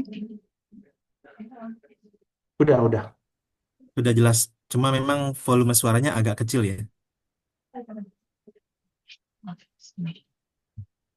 Oke, nggak apa-apa. Oke. Eh, halo, Kakak Abang. Suaranya udah jelas kah?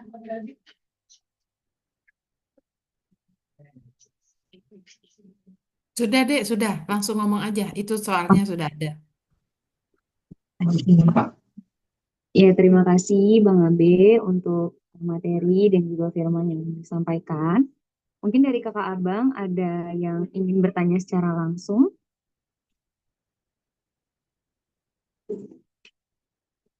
Aku persilakan untuk on mic.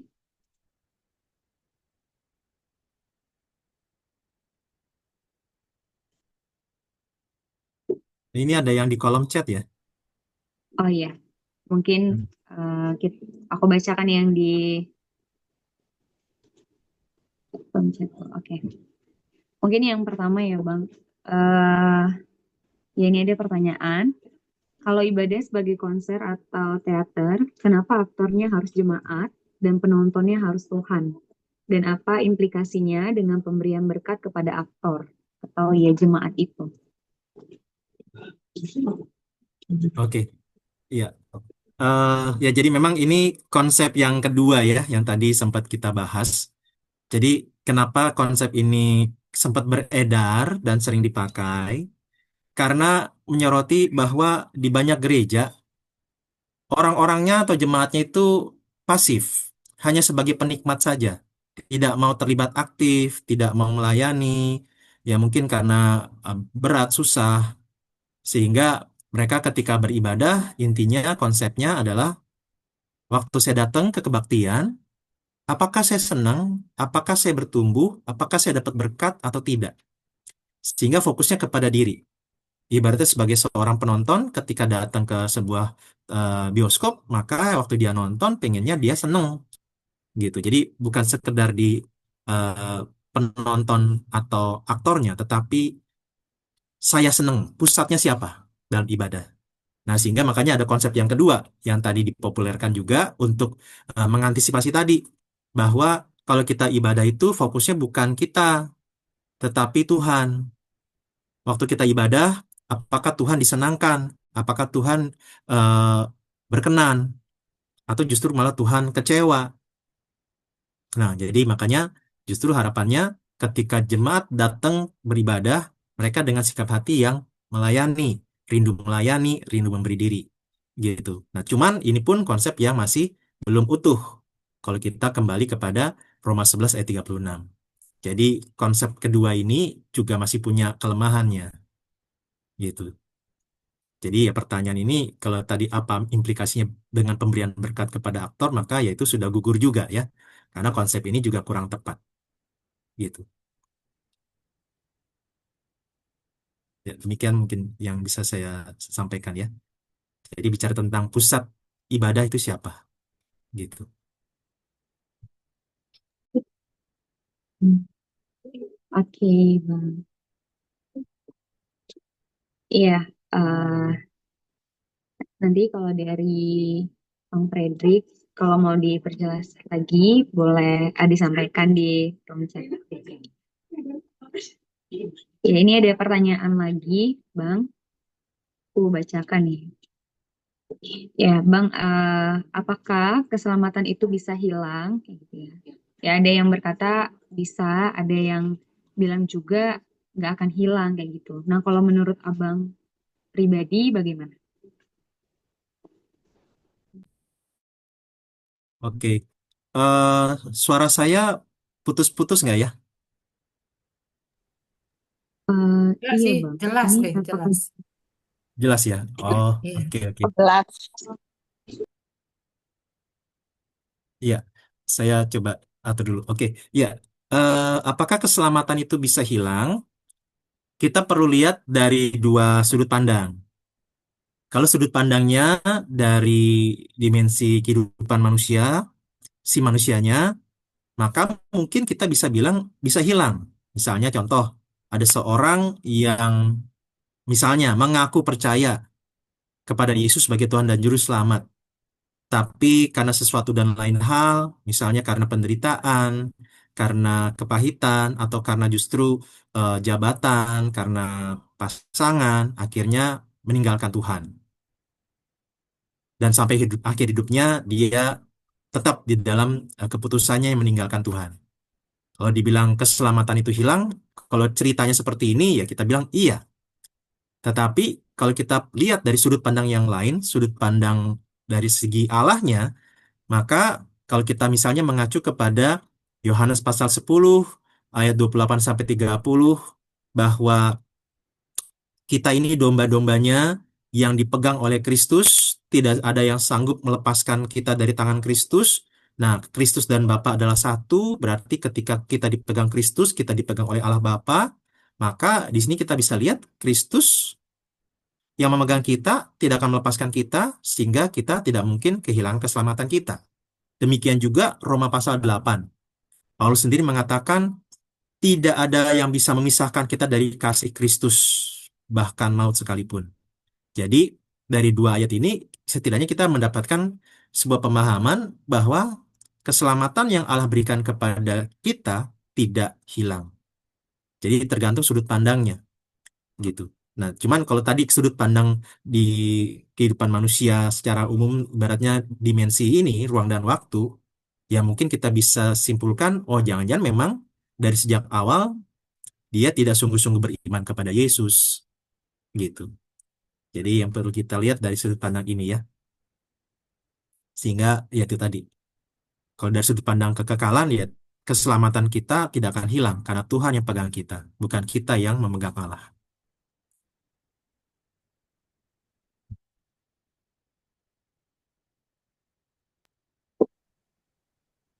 Oke, baik Bang.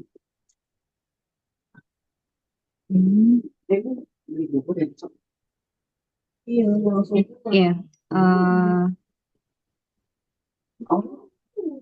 ini ada pertanyaan lagi nih Bang. Mungkin tadi Ya, yang bertanya, jika penjelasan Bang Abi perlu diperjelas atau mau ditanyakan kembali, boleh disampaikan ya. Ya, aku bacakan pertanyaan selanjutnya. Nah, Bang, tadi kan zamannya Martin Luther itu kan jemaat tidak membaca Alkitab secara langsung. Jadi bagaimana kehidupan spiritualitas Martin Luther, bagaimana dia bisa menggali kebenaran firman Tuhan itu padahal saat itu bukan hal yang familiar gitu. Firman Tuhan pada saat itu nggak familiar di zaman itu. oke. Ya, eh, Martin Luther bisa dikatakan memang mendapatkan hak istimewa karena tadi kalau dalam perjalanan kisah hidupnya kan dia sempat kuliah ya, kuliah di Universitas Erfurt dan kemudian dia ketika tadi ketakutan ya karena petir badai itu dia akhirnya eh, bilang tolong aku Santa Ana, aku akan jadi biarawan. Nah, jadi di situ menjadi titik awal untuk dia bisa mendapatkan akses. Jadi dia kemudian kuliah teologi ya di Universitas Wittenberg. Nah, di situ dia belajar Alkitab, dia belajar bahasa Latin, sehingga dia bisa kemudian menerjemahkan ayat-ayat Alkitab dari bahasa Latin ke bahasa Jerman, gitu. Ya nantinya bahkan ya ini minggu lalu sudah sempat disebutkan juga ya, bahwa dengan adanya penemuan dari mesin cetak pada waktu itu, maka akhirnya tulisan-tulisan Martin Luther itu bisa disosialisasikan jadi viral gitu. Jadi meskipun Alkitab itu pada waktu itu aksesnya sangat ditutup, tetapi karena Martin Luther itu bagian dari rohaniwan pada waktu itu, yaitu biarawan, ya dia punya akses.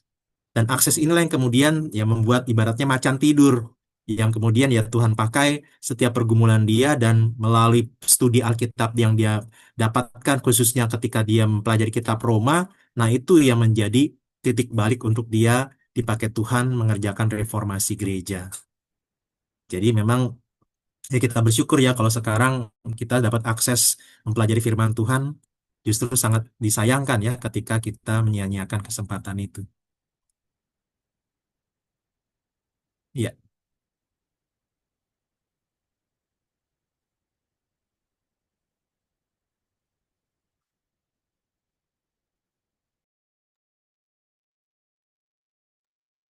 Iya, suaraku terdengar jelas kah, Bang? iya, iya. Agak putus-putus sih. Oh, agak putus-putus. Ya.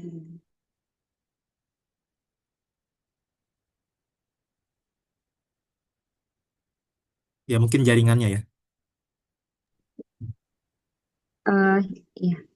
Apakah dari kakak abang dan rekan-rekan ada yang mau menanyakan secara langsung?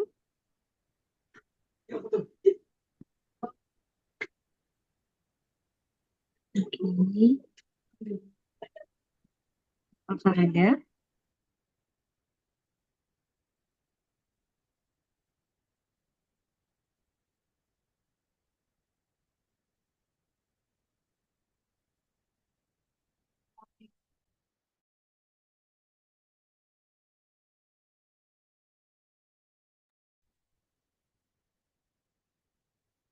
Atau mungkin kalau dari Bang Eli ada yang mau ditambahkan juga bisa, Bang. Ya Bang, ini ada pertanyaan. Iya, menurut Abang gitu ya, apa hubungan antara ketika kita menerima anugerah kayak gitu ya, dan ketika kita melaksanakan perintah-perintah Allah kayak gitu. Hubungannya apa? Sorry, sorry. Bisa diulang? Tadi agak keputus kalimatnya. Oh iya Bang, kalau sekarang udah jelas kah? Hmm, Iya, udah. Mm-mm. Iya. Menurut Abang, eh, apa hubungan ketika kita menerima anugerah kayak gitu dan ketika kita hubungan antara ketika kita menerima anugerah dan melaksanakan perintah-perintah Allah. Oke. Hubungan antara anugerah Allah dan melakukan perintah-perintah Allah. Oke, Iya Bang. begitu ya. Ya, hubungannya ini kalau jokes bapak-bapak ya hubungannya baik-baik saja ya. Ya, tapi ini bukan lagi ngomongin bapak-bapak. Nah, jadi hubungannya adalah eh, kita itu bisa menaati perintah Allah karena ada anugerah Allah. Jadi kita itu sepanjang hidup kita dari awal sampai akhir itu kita benar-benar bertopang pada anugerah Allah. Itu semua karena anugerah Allah yang menjaga kita, gitu. Nah, jadi kita itu bisa melakukan perintah Allah karena anugerah Allah. Dan yang kedua, kalau bicara tentang konsep keselamatan, maka kita itu melakukan perintah Allah bukan supaya menerima keselamatan, menerima anugerah keselamatan, tetapi karena kita menerima keselamatan, kita telah menerima anugerah Allah itu, kita responi dengan bersyukur dengan menaati perintah-perintah Allah. Jadi mungkin dua hal itu ya, ya bahwa kita bergantung kepada anugerah Allah untuk kita bisa melakukan perintah-perintah Allah, dan yang kedua kita melakukan perintah Allah itu sebagai sebuah respon, sebagai orang yang telah menerima anugerah Allah. Jadi bukan lakukan perintah Allah dulu, baru terima anugerah, melainkan terima anugerah dulu, baru lakukan perintah Allah.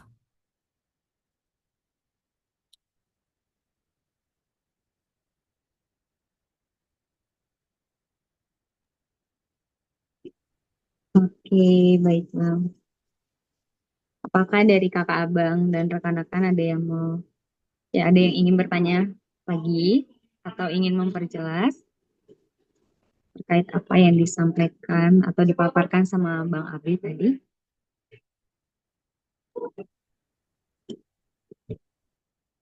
Iya, iya, saya pikir sudah jelas ya teman-teman ya. Cuman em, hal yang mungkin perlu kita ingat ya, nanti kita akan masuk ini di dalam pembicaraan hari Rabu yang akan datang. Mudah-mudahan yang datang malam hari ini, walaupun makin sedikit, itu akan datang lagi.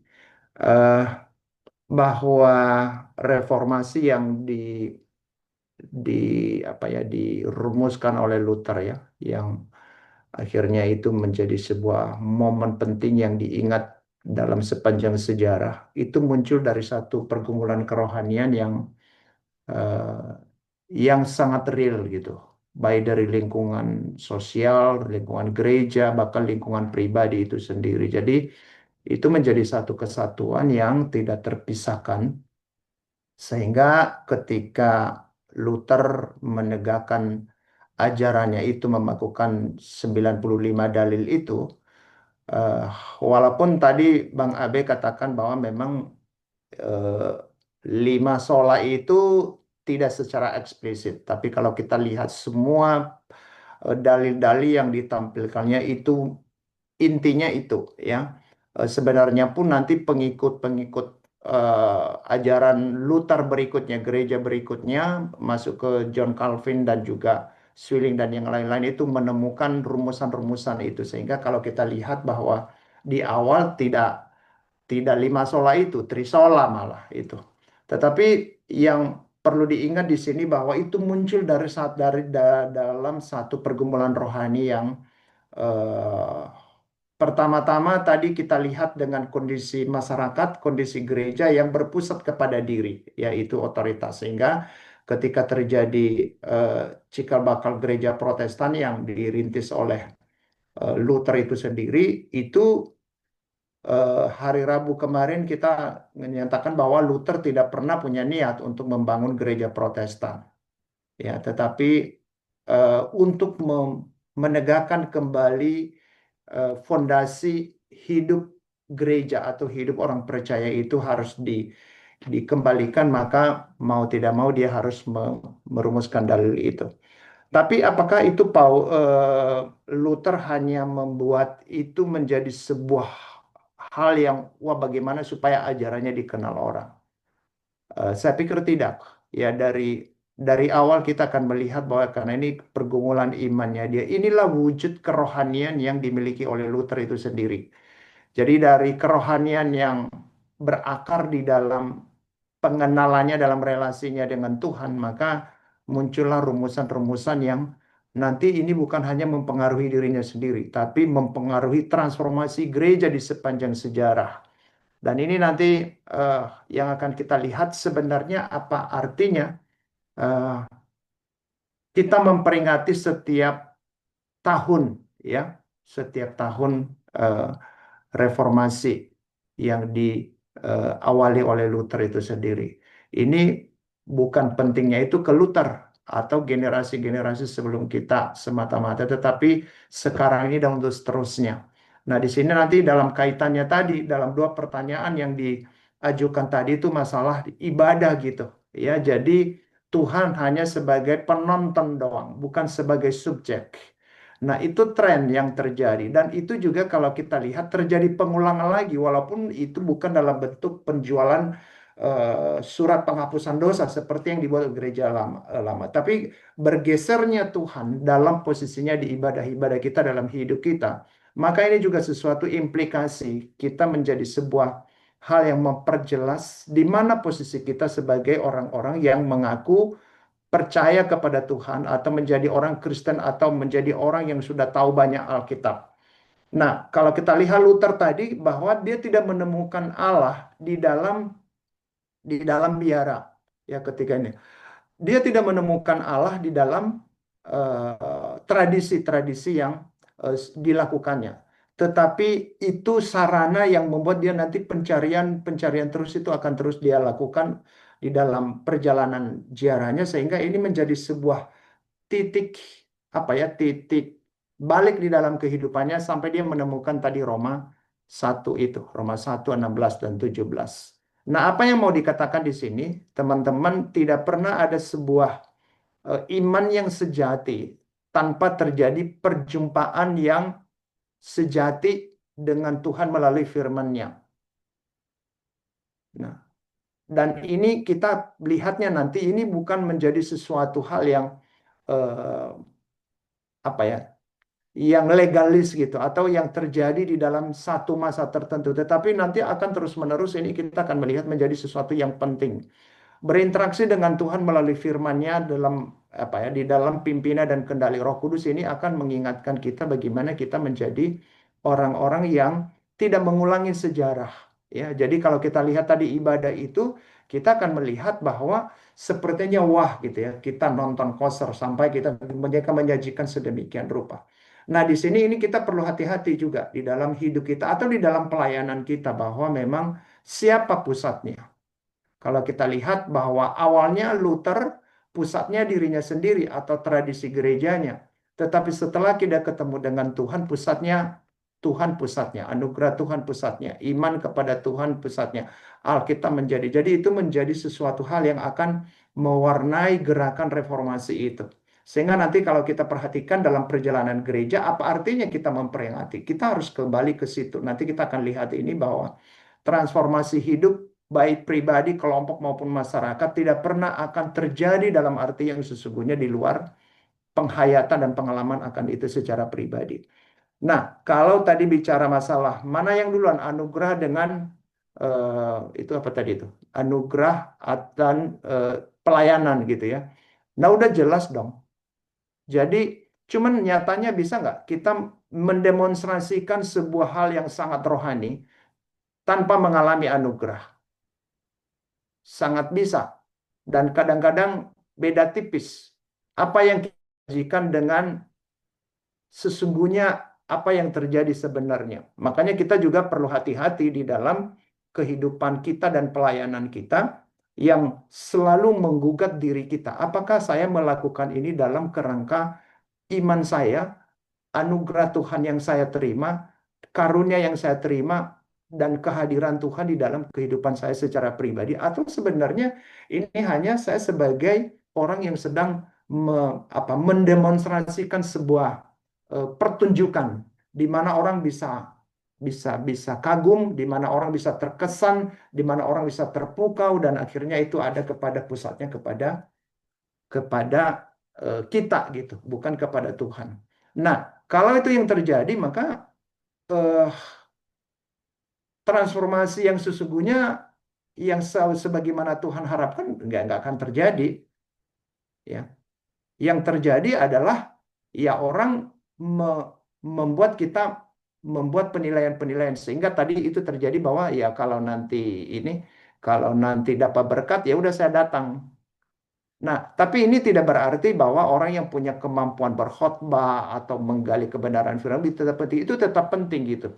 Tapi itu pun terjadi tanpa sebuah roh kerohanian yang sungguh-sungguh ini menjadi satu persoalan. Ya, mungkin pertama-tama kita nggak tahu, tapi lama-lama juga akan kelihatan juga gitu. Nah, inilah pergumulan iman dan ini juga yang menjadi tantangan bagi kita.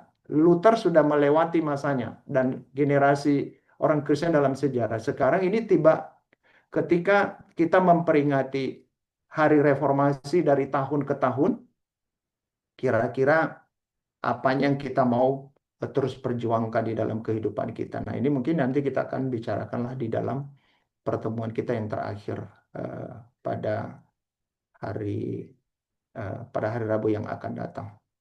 Jadi itu yang bisa saya tambahkannya dalam kesempatan ini. Mungkin ini akan menjembatani nanti pertemuan hari Rabu depan bagaimana kita melihat apa artinya itu dalam kaitannya dengan transformasi hidup kita dan transformasi masyarakat melalui transformasi hidup kita secara pribadi. Gitu ya, Len?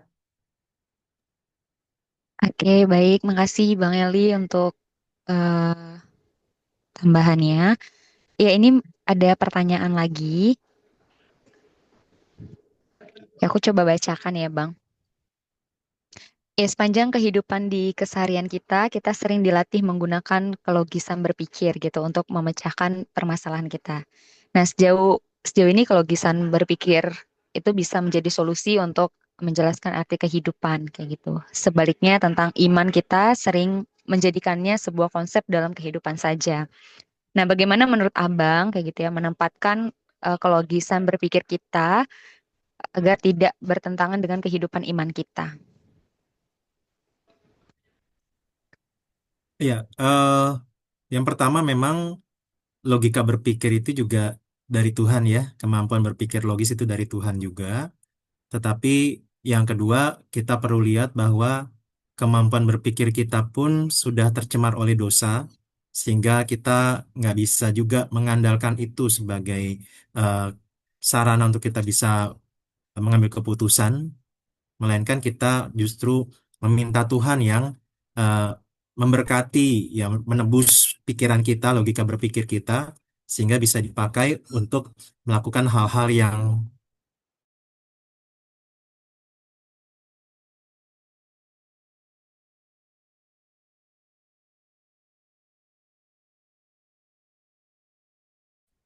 seringkali problem kita bukan hanya di kemampuan berpikir logisnya, atau istilahnya kalau ada seorang pemikir namanya René Descartes ya, you are what you think begitu. Kamu adalah yang kamu pikirkan. Dalam kenyataan pun tahu ada sesuatu yang kita lihat itu salah, kita tahu yang kita lakukan itu salah, berdampak buruk. Tapi kenyataannya kita juga melakukan hal tersebut. Udah tahu salah tetap lakukan. Udah tahu berdampak buruk tetap lakukan. Jadi artinya meskipun kita punya logika berpikir yang mungkin bisa dibilang baik, tapi dalam kenyataannya kita tetap memilih yang salah. Jadi ternyata bukan hanya bicara tentang logika berpikir, kemampuan berpikir, melainkan juga perasaan kita. Kita makhluk yang berpikir, makhluk yang berperasaan, dan seringkali meskipun yang kita pikirkan itu mungkin tepat, tapi kita tetap ngambil keputusan yang salah, jangan-jangan karena memang kita lebih didorong oleh perasaan kita. Jadi bukan hanya you are what you think, tetapi you are what you feel. Nah, justru di sini memang artinya ya logika berpikir kita itu harus ditebus, harus dipulihkan, harus terus ditolong dan ditopang oleh anugerah Tuhan, ya, sehingga tidak akhirnya eh, salah jalan dan salah arah. Nah, jadi memang eh, kalau kita perlu lihat logika berpikir kita, saya mungkin menggunakan tiga sudut pandang ya, yaitu motivasi, cara, dan dampak. Jadi ketika kita bicara tentang logika berpikir kita di dalam kita mengambil keputusan, maka kita lihat dari tiga sudut pandang. Apa motivasinya ketika kita eh, menggunakan logika berpikir kita? Terus gimana caranya kita melakukan itu? Dan apa dampaknya dengan logika berpikir kita ini? Apakah kita makin setia kepada Tuhan? Apakah kita makin bertumbuh? Ataukah justru kita makin kecanduan, kita makin rusak hidupnya, dan lain sebagainya. Jadi ya kita perlu lihat dari berbagai aspek tadi, sehingga eh, logika berpikir kita ini bisa terus ditolong dan dipulihkan ya. Jadi eh, logika berpikir kita itu tidak bertentangan dengan kehidupan iman ketika kita ya mengizinkan Tuhan yang mengarahkan, dan setiap keputusan kita, pemikiran kita itu lihat dari tiga sudut pandang tadi tentang motivasi, cara, dan dampak.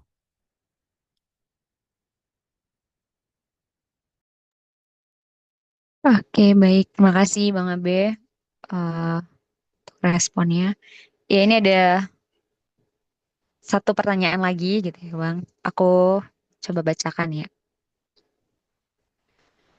Ya, tadi kalau nggak salah dengar gitu, Abang ada sampaikan gitu bahwa Martin Luther mereformasi bahwa keselamatan itu adalah anugerah gitu, bukan usaha manusia. Ya, tapi saya pernah dengar kayak gitu, ada yang pernah sampaikan kayak gitu ya, kalau orang selamat itu sudah ditetapkan oleh Allah kayak gitu. Jadi itu gimana Bang? Itu ada relevansinya atau bagaimana Bang? Oh, oke. eh Ya ini mungkin agak-agak mengarah kepada predestinasi mungkin ya, bahwa manusia itu diselamatkan karena sudah ditetapkan oleh Allah. Ya memang di dalam eh kekristenan tentang predestinasi itu sendiri bukan sesuatu yang asing sebenarnya, karena eh, ada sebagian, maksudnya begini, banyak orang Kristen punya pemahaman tentang pemilihan Allah. Jadi ada orang-orang yang memang kalau diselamatkan itu karena dipilih Allah, ditetapkan Allah. Nah, jadi sebenarnya eh, problemnya bukan hanya tentang orang diselamatkan karena dipilih, tetapi yang menjadi problemnya yang lebih atas lagi adalah waktu Allah memilih itu, Allah memilih berdasarkan apa? Jadi ada sekelompok orang Kristen punya pemahaman bahwa ya kita diselamatkan karena kita dipilih. Nah, sekelompok yang pertama itu punya pemahaman kita diselamatkan karena kita dipilih Allah berdasarkan kemahatauan Allah, foreknowledge of God. Jadi karena Allah di dalam kemahatauannya mengetahui bahwa nanti si A di hidupnya di dunia nanti akan menerima Yesus sebagai Tuhan dan Juru Selamat, maka Allah pilih dia. Jadi Allah memilih di dalam kemahatauannya. Nah, kelompok yang kedua mengatakan itu berdasarkan kedaulatan Allah, foreordained of God. Jadi, bahkan sebelum manusia itu dilahirkan ke dunia, Allah sudah pilih dia untuk diselamatkan. Nah, jadi ini dua konsepnya ya, bahwa ya banyak kok orang-orang Kristen yang punya konsep kita diselamatkan karena pemilihan Allah, ketetapan Allah. Tinggal pertanyaannya, foreordained atau foreknowledge, berdasarkan kedaulatan atau berdasarkan kemahatauan. Nah, ini balik lagi. Yang menjadi problemnya adalah itu berkaitan dengan sudut pandangnya. Kalau yang satu membangun apa namanya pemahaman teologianya, yang tadi ya bahwa Allah memilih berdasarkan foreknowledge, berdasarkan kemahatauannya, itu karena di dalam sudut pandangnya dari hidup manusia di dunia. Jadi bahwa kalau ada orang yang bisa percaya kepada Kristus di dunia ini, nah itu dia adalah orang pilihan Tuhan. Jadi bicara tentang tindakan manusianya yang beriman kepada Kristus, tindakan manusianya yang memberitakan tentang Kristus. Jadi fokusnya di eh, manusianya yang hidup di dunia ini. Nah, kalau kalangan yang keduanya itu dilihat dari sudut pandang Allahnya. Allah yang memilih, Allah yang memanggil melalui hamba-hamba Tuhan, dan lain sebagainya.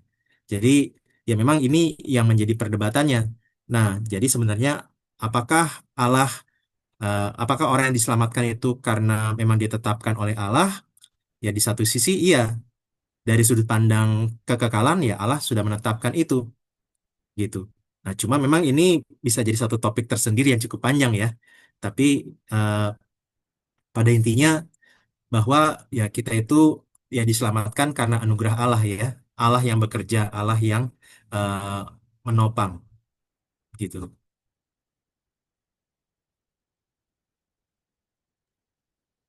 Oke, makasih Bang Abe untuk ya responnya. Wah, ini ada pertanyaan lanjutan nih, Bang. Ya, aku bacakan ya. Ya. Ya, jadi apabila kita menemukan kondisi sesuatu itu unreasonable untuk saat ini, tapi itu menyangkut iman kita, apakah sebaiknya sikap kita gitu. Jadi bagaimana sikap dan tindakan kita? Oh ya, hmm, apabila kita menemukan kondisi sesuatu itu unreasonable untuk saat ini, tapi itu menyangkut iman kita, apakah sebaiknya sikap kita? eh Dalam hal ini, kalau kita itu berkaitan dengan keyakinan kita terhadap firman Tuhan, terhadap janji firman Tuhan, terhadap komitmen kita kepada Tuhan, ya memang dalam hal ini ya kita memilih untuk iman kita kepada firman Tuhan itulah yang menjadi panduannya ya. Misalnya ibaratnya begini, eh, ada seorang yang dalam kondisi kalau dia ini tidak, misalnya apa ya, kalau dia di dalam pekerjaannya lah misalnya, diminta melakukan pembukuan ganda. Kalau dia nggak lakukan, dia bisa dipecat, tapi kalau dia lakukan, dia berdosa. Nah, itu kan memang menjadi situasi yang nggak mudah ya. Nah, tapi sebenarnya jawabannya cukup jelas bahwa kalau berdasarkan sudut pandang iman, maka ya kita seharusnya bekerja dengan jujur dan berintegritas. Nah, jadi ya itu justru dalam hal ini eh, Ya ketika kita memilih untuk taat kepada Tuhan, maka mungkin buat orang lain, oh itu unreasonable banget. Itu mengorbankan pekerjaan dan masa depan. Sayang banget udah dapat kerja, udah posisinya enak, kenapa harus mengorbankan pencapaian seperti itu? Kan mungkin jadinya unreasonable keputusan itu. Nah, tapi ketika memang kita lebih memilih untuk taat kepada Tuhan, ya sebaiknya ya itu bersedia untuk tidak mendapatkan akses-akses tadi lagi karena kita lebih memilih untuk taat kepada Tuhan. Jadi ya mungkin unreasonable-nya kalau saya tafsirkan dalam hal seperti itu ya, bahwa oh ini keputusan yang mungkin dianggap eh, tidak biasa, keputusan yang mungkin termasuk bodoh dan lain sebagainya. Jadi memang kadang-kadang kita dalam kondisi seperti itu ya. Justru itu kita lagi belajar untuk beriman kepada Tuhan, meyakini bahwa Tuhanlah yang sanggup pelihara dan menjamin masa depan kita.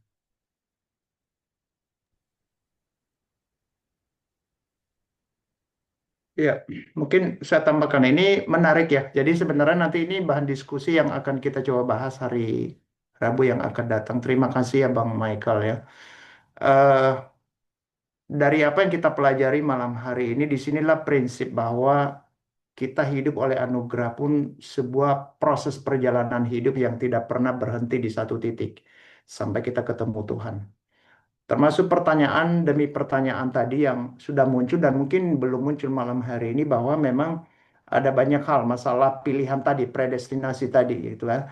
Ini juga mungkin semua kita mempertanyakan hal-hal seperti itu. Tapi seiring kita makin hari makin menggumuli kebenaran ini di hadapan Tuhan, Tuhan akan memberikan kita sebuah keyakinan kok bahwa saya dipilih gitu.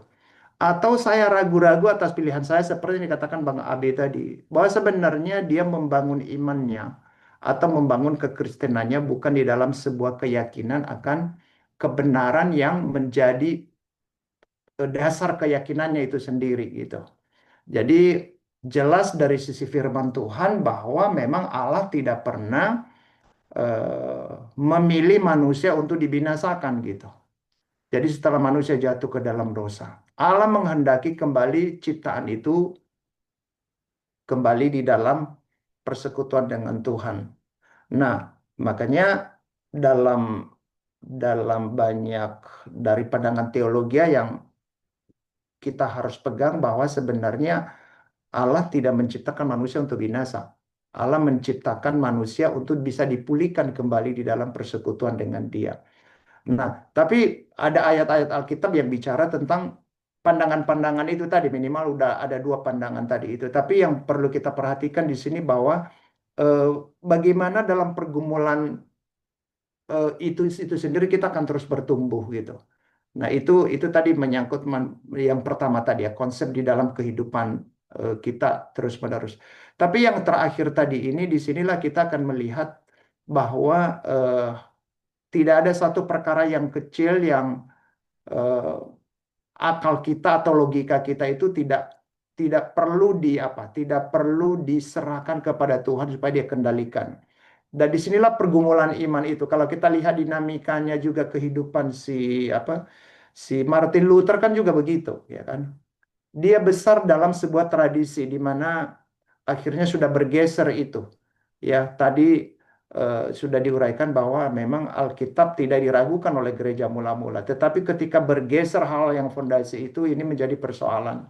Dan mungkin itu yang akan terulang di dalam sejarah ketika kita tidak hati-hati melihat bagaimana sebenarnya fondasi hidup kita ya di dalam menjalani kehidupan kita dari hari ke hari ke depan gitu. Nah, apa yang perlu di sini di sikap kita adalah menggumuli hal-hal yang eh, kita hadapi itu di hadapan Tuhan secara pribadi. Dan di sini nanti ada kaitannya, kita butuh orang dekat yang bisa bergumur bersama dengan kita. Kita butuh teman gitu ya. Selain kita bisa mendiskusikan gitu.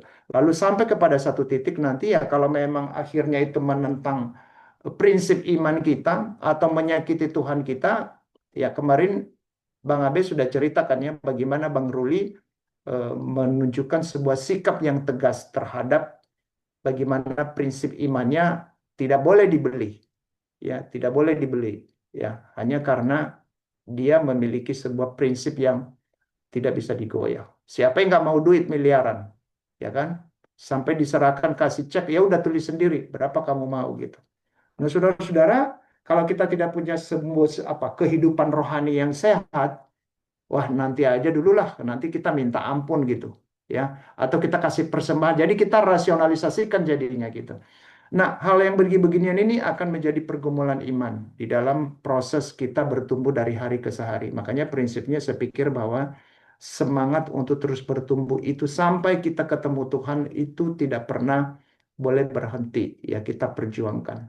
Mari kita saling mengingatkan, ya, tidak menjadi alasan bahwa wah ini saya sudah sekian tahun melayani, sudah sekian tahun udah tahu banyak juga ajaran-ajaran Alkitab yang begitu menjadi modal saya, tapi tanpa itu menjadi sebuah eh, kebenaran yang berinteraksi dengan kehidupan keseharian kita dengan kondisi yang baik atau kondisi yang buruk, saya pikir ini menjadi satu persoalan dalam perjalanan kita ke depan gitu. Ya, itu yang bisa saya tambahkan dalam kesempatan ini. Oke, baik. Makasih Bang Eli. Ya Kakak Bang, GCLC di sesi kedua ini udah selesai kayak gitu ya. Mungkin dari Bang Abe eh, boleh sampaikan terkait closing statement mungkin untuk pertemuan di sesi kedua. Ya, eh, karena kita hari ini sebenarnya fokus kepada inti ajaran reformasi, maka ya kita sebagai umat Tuhan perlu untuk berpegang kepada ajaran-ajaran pokok firman Tuhan dan kita tidak digoyahkan dengan berbagai pandangan yang ada ataupun tafsiran-tafsiran yang baru begitu. Cuman saya mungkin sering pakai ini ya, 3C, konteks, kontainer, konten. Jadi eh, konteks hidup kita itu pasti berubah-ubah sehingga kontainer atau cara kita untuk menjalani kehidupan kita, cara kita untuk mengkomunikasikan berita firman Tuhan bisa jadi mungkin akan ada modifikasi seturut dengan konteks, tetapi kontennya, kebenaran firman Tuhannya itu tetap kita perlu pegang dengan kuat. Termasuk ya tadi dengan semangat Ecclesia Reformata Semper Reformanda Esse Secundum Verbum Dei, kita terbuka bahwa dalam hal-hal tertentu ada hal-hal yang akan terus kita perbarui dalam hal teologi kita, tetapi dalam hal-hal yang pokok tentang iman kepada Kristus, kita diselamatkan karena anugerah, semua manusia berdosa. Nah, itu kita kiranya tidak goyah ya. Alkitab adalah firman Allah, itu yang kita perlu pegang baik-baik dan kita tidak perlu kompromikan. Ya, mungkin itu yang kiranya bisa menjadi pegangan buat kita ya.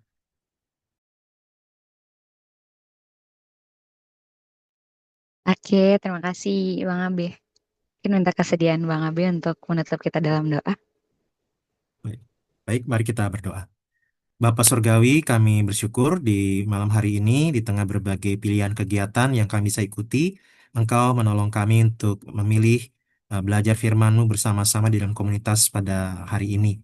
Kiranya pembelajaran kami bisa bermanfaat, baik dari segi pemahaman, pengetahuan, tetapi terlebih juga dalam hal kehidupan beriman kami. Kami jadi orang-orang yang tetap teguh dengan pokok-pokok ajaran firman Tuhan, tetapi kami juga tetap bijaksana di dalam menjalani hidup kami, di dalam berinteraksi, ataupun ketika kami mengetahui kebenaran, tolong kami untuk tidak menjadi orang-orang yang merendahkan orang lain, tetapi belajar untuk tetap mengasihi mereka sebagaimana Tuhan mengasihi mereka. Terima kasih ya Bapak untuk kesempatan kami bisa eh, mengikuti pembinaan pada malam hari ini. Kalau sebentar lagi kami akan berpisah satu dengan yang lain, kami mohon kiranya penyertaan Allah Tritunggal terus-menerus menaungi kami. Dalam nama Tuhan Yesus kami berdoa dan bersyukur. Amin.